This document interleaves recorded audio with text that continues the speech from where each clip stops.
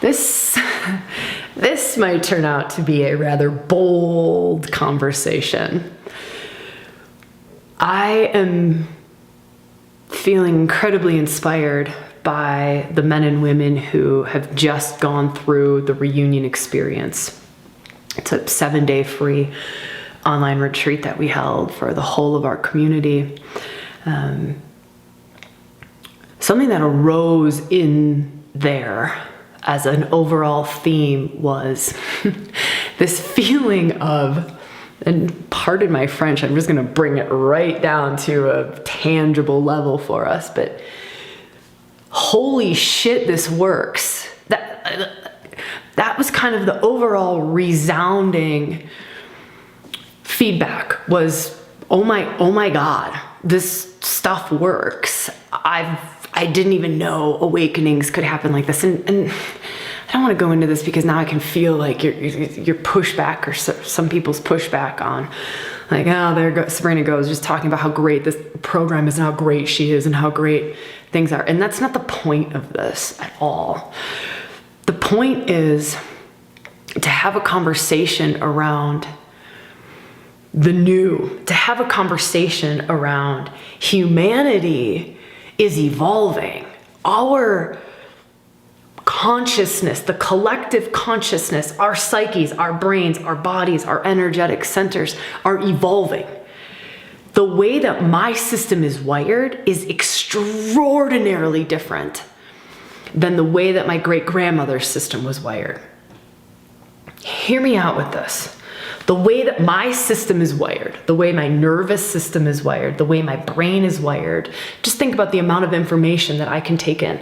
Just think about the real tangible fact when you watch, typically, and I'm making a very broad general statement, someone who's 90 working on a computer and doing social media, like cell phone, working on a computer, taking all of the information in, communicating, versus someone who's 18. Right? It's extraordinarily different. Now, honoring the fact that it's not just different because of what we have grown up with or what we've intellectually learned how to do, but honoring the fact that that 18-year-old's nervous system, energetic system, mind, body, whole being is wired very, very differently than the 90-year-old's. Extraordinarily differently. Therefore, and I can say this as a facilitator of a variety of different ages and through different cultures, is that a practice that really gets an 18-year-old into the depths of themselves, like a practice that really gets them past the day-to-day thinking, past the yada yada yada mind, past the defenses, past all of that stuff, into a deeper experience of self. How I would do that for an 18-year-old is very different than how I would do that for a 90-year-old. Totally differently. I would talk at a different pace. I would have a different practice for it. It would be extraordinarily different. Like one might be a lot of movement, a lot of breath work, really, really rapid fire fast, where the other one might be more of a slow, still, expanded, open, kind of a doorway in. So hear me out. I know. There's like a long runway again, a long warm up into where we're going. Now, that's just the differences between an 18-year-old and a 90-year-old. Now let's think about the 18-year-old and someone from 7 generations ago. That's an even more enormous difference. How their psyche is wired, how their energetic system is wired, their nervous system, their body, the whole of their everything is extraordinarily different than the 18-year-olds. Therefore, wouldn't it be pretty true to say that a spiritual practice, a meditation, a type of shamanic journey, a movement practice, a whatever it is, that's the doorway into truer self or deeper parts of self, or the doorway into connecting into something greater than self. The practices that worked way back then probably don't necessarily work as well for the 18-year-old, right? But they probably don't.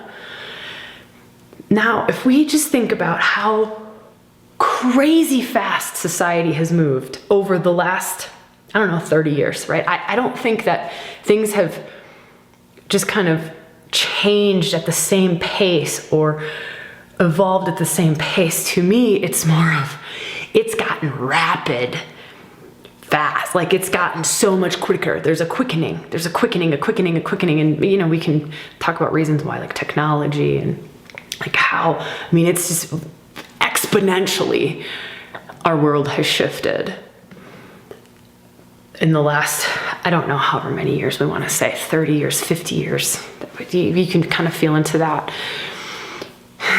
So therefore, wouldn't we need a radically revolutionized spirituality? And I'm not saying that we can't stand on the shoulders of those who've come before. I'm not saying that we can't bring the sacred technologies forward. I'm not saying that there isn't great wisdom in other traditions or held in the past. I'm not saying that at all. Not even a little bit am I saying that. But if we were to stand here as today, right now, who we are, and go, let's have a blank slate and create a spirituality that works, like that really fucking works, right? Just imagine that. A spirituality that really works, that holds maybe even more juice than the traditions of the past, because maybe there's more juice accessible to us nowadays. Maybe the doors are even wider open than they used to be. So maybe it's not even that. The doorway to access the heights and the depths and the truth of self and all of these different, the connection to, oneness and that which is greater than us, the spiritual, whatever we want to call this. What if the doorway into that space, it's not just that the doorway is different today, it's that we open the door and there's more available today. What if we are wired in a way, the 18-year-old is wired in a way that can hold more light than the 90-year-old? And I'm not saying that there weren't amazing beings in the past who held an infinite more amount of light than you or I do, or most of humanity, or the collective. I'm not at all trying to dismiss that in any way, shape, or form. I'm simply throwing out what ifs. I'm simply throwing like little pebbles in the pond and letting the ripple effects just move out and giving us something to feel into, giving you something to feel into. This isn't Sabrina's truths. This is what's true for you. What's true for you? And let's bring it back to you for a moment and go, has spirituality been serving you? Like, has it been serving you? Has it been working for you? Has it been bringing you to a place of deeper and deeper and deeper connection? Has it been opening you to a place of higher wisdom? Has it been gifting you with the awakenings of soul? Has it been bringing you in touch with your spirit? Has it been bringing you into ever greater expanded states of consciousness, ever greater expanded states of love? Has it been doing that? And at what pace has it been doing that at? These are just really good questions to ask ourselves. At what pace and to what degree? Like, let's get real. if we're banging our head against the wall in this tradition and this tradition, or if we're going here and like, that's just not working. Then we go to the next tradition. We're like, I don't know. And then we go to the next tradition and the next one and the next one.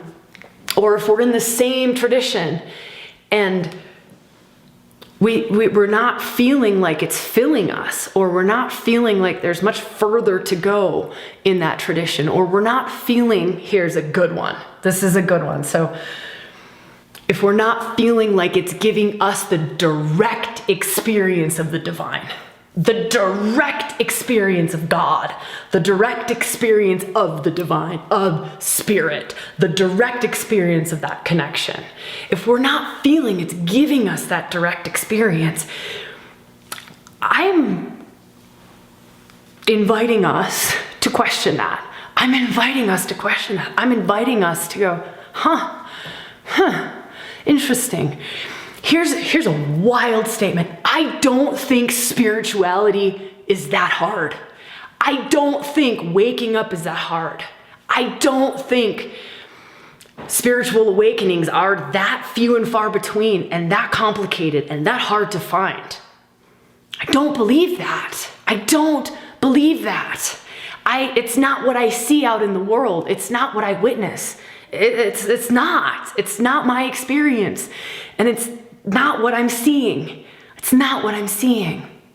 And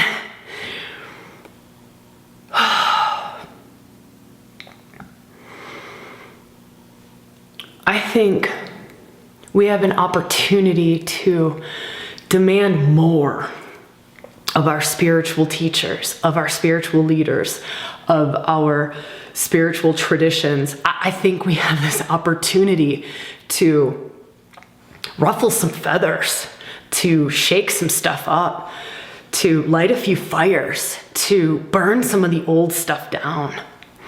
I think we have this opportunity to call it out, call it out, call it out. And I've seen this happen, right? I'm seeing us light up spiritual teachers who are misusing power. Like, thank God they're being called out, right? All of the sexual deviancy that's been going on and been different in many different religious traditions. All of the withholding of the good stuff. So here's another part of spirituality that really, really gets my, is that what gets my goat? Is that what they say? Like, gets my goat? I don't know what it is, but it gets my goat. Is the withholding of the potent, powerful practices that bring the change and bring the evolution and bring the awakenings. Like the withholding of it. Like, I'm going to keep that from the masses. This is insane to me. I'm going to keep that from the masses because there's a sense of power that gets created here. I have this and you don't. That puts me in a power position. Wow. For me, it's time to burn that down. It's time for spirituality to not just be a thing we go do on a Sunday so that we look good to the neighbors, so that the neighbors don't start talking bad about us. Well, better show up to church so that the neighbors don't say some bad stuff. Or better fit in with my friends, so I better keep going to whatever sort of spiritual, like, can we, you might be, the path for you might be,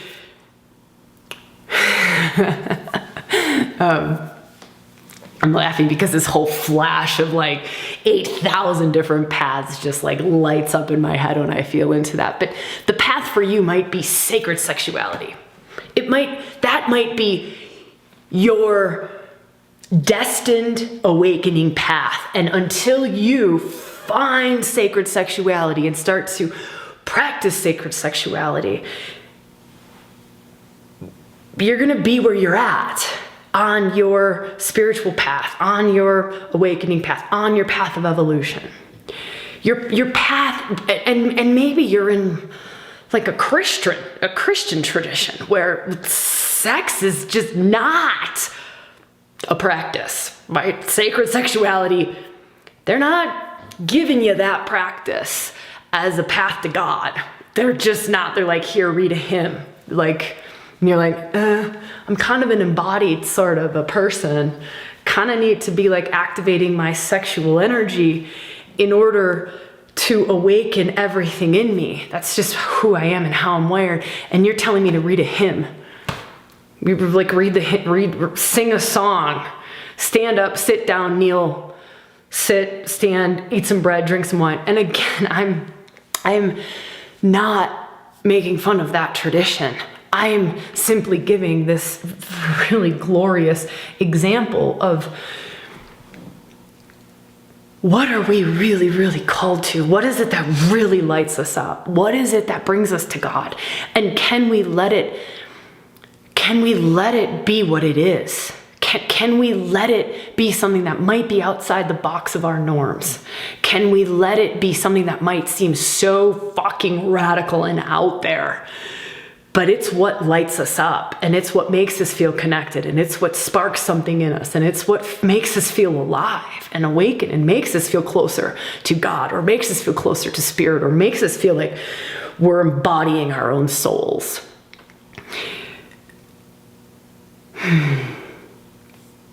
So in this moment, here's just a quick reflective question. In this moment, if you were going to say the thing that you feel the closest to God, the place, the practice, the person, the workshop, the tradition, the whatever, the book, doesn't matter, where you feel the divine. You feel the divine. What would that be for you just in this moment? It doesn't mean it can't change in an hour or 5 minutes or a day, but just in this moment. You know, like I'm feeling my mom, and I know my mom would say, like, I feel God. 2 places for her. I feel God when I'm out in the woods riding my horse. She would say that. I feel so connected to God when I'm out in the woods riding my horse. And then the second thing she would say is she would say, and she would wholeheartedly, really, in her deepest truth, she would say, I feel closest to God in church. And that's beautiful. That's beautiful. It doesn't mean that that's all of us, though. It doesn't mean that I feel close. I don't feel close to God in the woods riding a horse. I feel like I'm getting allergies. I love horses, but I'm very allergic to them, right? Like I'm just got a, like my mom's often, you know, state of oneness, and I'm wiping my eyes and blowing my nose the whole time. That's not my path. For some of us, it's, you know, making love at the heights. Like it's making love is where my spiritual awakenings happen, is where I feel closest to God, is where a lot of my evolution takes place, is where a lot of my understandings and a lot of the wisdom opens up in me. And for some people, sex is like a chore, right? Like God, I don't feel God there. Like I feel shame, and I feel embarrassed, and I feel like I have to be doing this, and how long is this going to last, and can we get this over with? I'm incredibly uncomfortable, and can we make sure the lights are off, because I don't like this that much.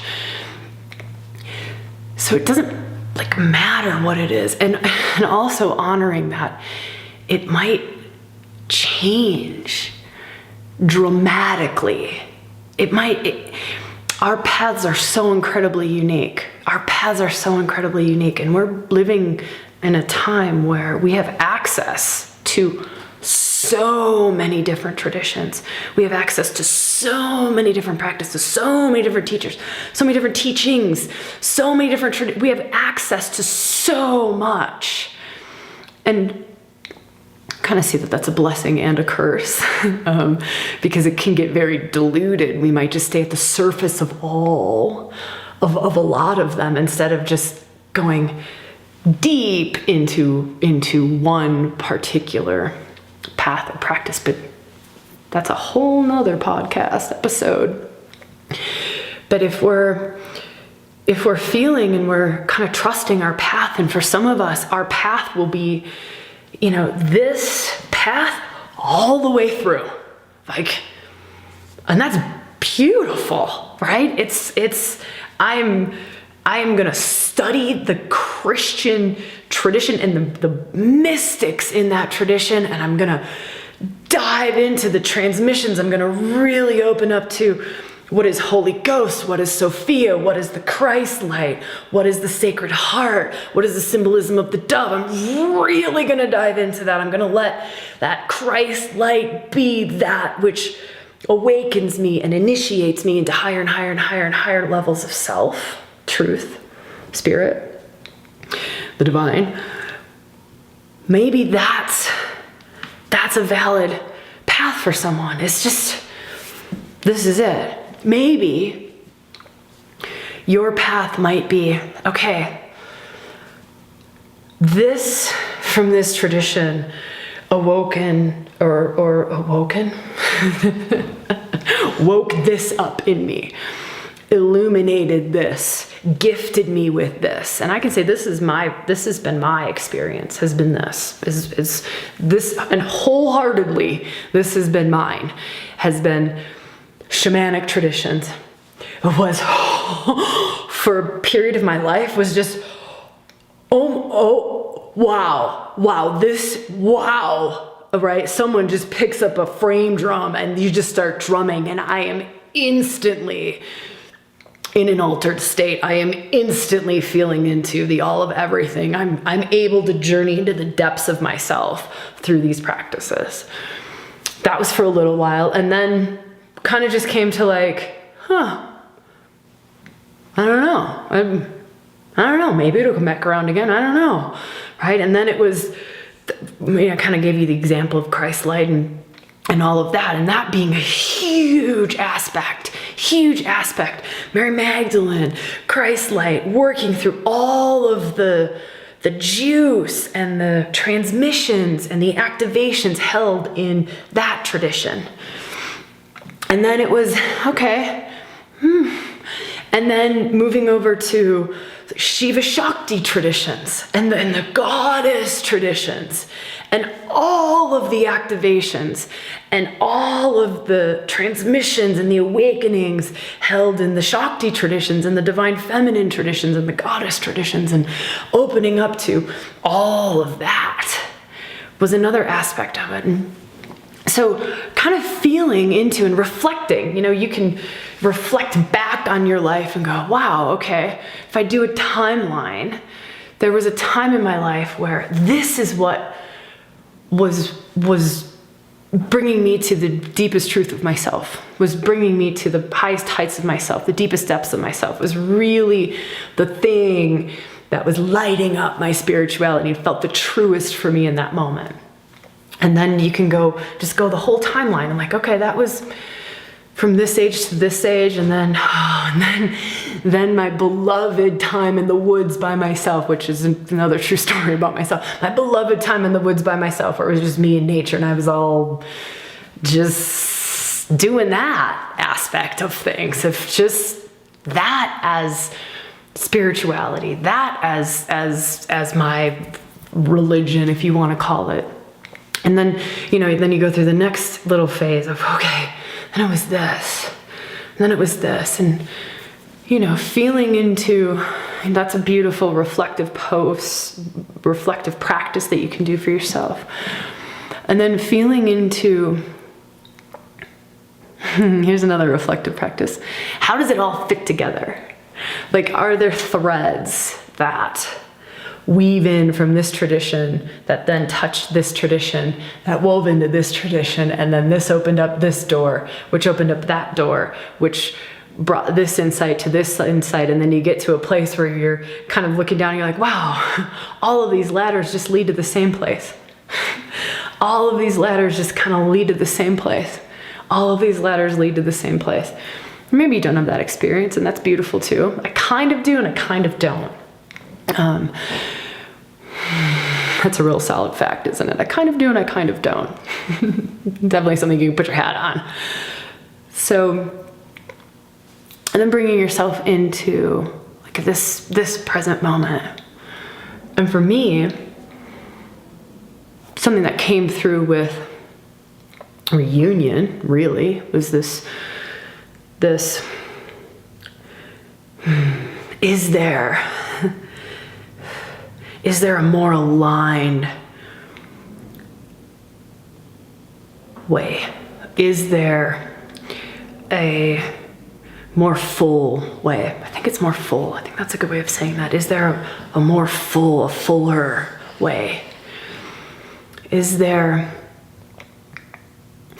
a way that weaves in the gifts from shamanic traditions, weaves in the heights, like the wisdom held in the heights, weaves in the wisdom held in the depths, weaves in, the sacred feminine with the sacred masculine, weaves in the embodiment practices, weaves in the consciousness practices, weaves in the becoming of love, weaves in the wisdom around creation and the allness of life, weaves in like the medicine woman mysteries, the medicine man mysteries. Is there a way that we can bring the sacred technology that's been held by the keepers, that's been held in consciousness itself? It's been held. It's been held. And is there a way to bring and honoring those sacred traditions, right? It's an honoring of them. It's an honoring of the trueness of them and the purity and the essence of them, not the bullshit around them. And that's the part that really gets my goat. We're going back with that. Gets my goat. Is this like honoring that may have served in that way at that time, or that may serve in that culture, that may serve there. So an honoring of that and an inviting the sacred technologies to come through and to be revolutionized and to evolve, to serve the here and now, to serve who we are as humans now, the ways that our minds operate, the way that our bodies operate. Is there a way that we can bring that forward and hold that? And can we do it? Can we do it without the creation of shitty structures around it? Can we do it without the creation of power, misuse of power around it? Can we do it without power tripping stuff around it? Can we do it in a way that's purer, cleaner, closer to the essence than we've ever done it before? Can we do that? How do we do that? What does that look like? And what does that give us? What does that give us? To me, that gives us our power, our authentic connection. That gives us that. It gives us our direct line connection to the all of everything. It gives us that direct. It gives us our capacity to be connected into the grid of life, right? That kind of wisdom, to be able to live from that place, from living from the grid of the all of life, right? There's an infinite amount of power in that. Infinite infinite amount of power in that, to be able to be plugged into the all of everything. I mean, just imagine how that would look or feel in your life. And it's that's what's on offer. That's what's on offer. That to me is where we're at. That to me is what we're standing on and what is possible. And I'm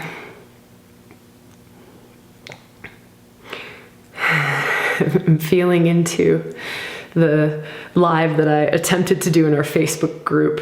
I think it was 2 weeks ago, attempted to do in our Facebook group around like direct line spirituality, direct experience spirituality as authentic transformation, spirituality that works, like spirituality that works, like the practices that work, the spaces that work, the transmissions that work, the activations that work, not the ones that were good 80,000 years ago, the ones that are deepest, truest, most authentic right now, the ones that bring us, I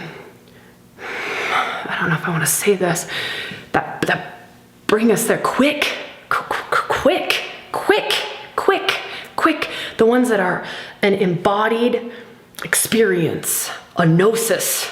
I know it in my bones. I didn't just intellectually read it in a book, right? I know it on all levels of my being.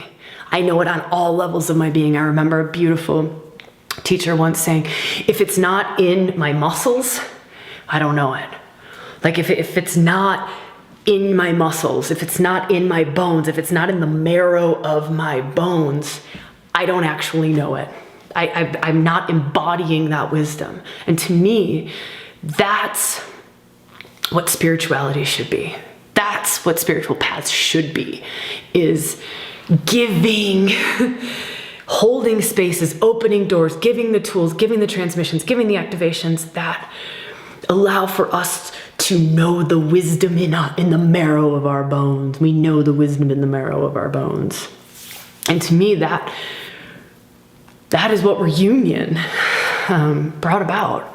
That is what reunion, that 7 days of retreats, of virtual online activations, transmissions, energetic explorations, calling down the heights, calling up the depths, activating the different spiritual centers in ourselves, working with soul, working with spirit, working with soul embodied, working with divine feminine, divine masculine, working with consciousness itself. To me, that's what reunion is. And because it was so what it was, we're going to do it again. So we held that week-long journey at the end of February. We're going to hold that again in March. So if you're listening to this at any point in March and you want to just try something new, or your system's like vibrating off of your chair, or you just maybe want to give something new a try, I invite you to join us.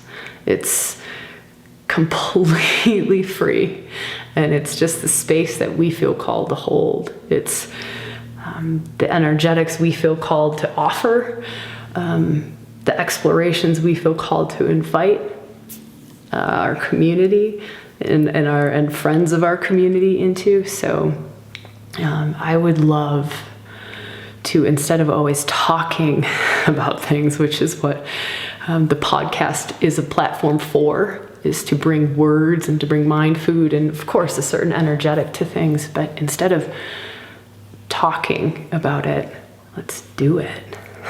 let's just do it. Let's activate those things. Let's invite those awakenings to happen. Let's open those doors to that wisdom. You'll find details below if you're on a podcast platform somewhere, and you just go to rewildingforwomen.com // or / whatever one that is. 121 for podcast 121. You'll find links to join. You do have to join just so we can get you access to all the workshops. But that's it. And really and truly, just would love to share this with you and anyone you feel that it might serve and help in any way. It's also on sabrinalynn.com. So if you go to Sabrina, LYNN.com, you'll also see kind of all over the place. You'll probably see different links to join. It might be called the Reunion Experience. It might be called 7 Days of Reunion or the 7-Day Reunion Experience. But just kind of look around for reunion, and you'll find the 7-day retreat. It's big, it's beautiful. It's also in our Facebook group. So if you're not a member of the Facebook group, we hold space for it in our Facebook group as well. And if you search Sabrina Lynn or you search ReWilding for women, you'll find that Facebook group. All right.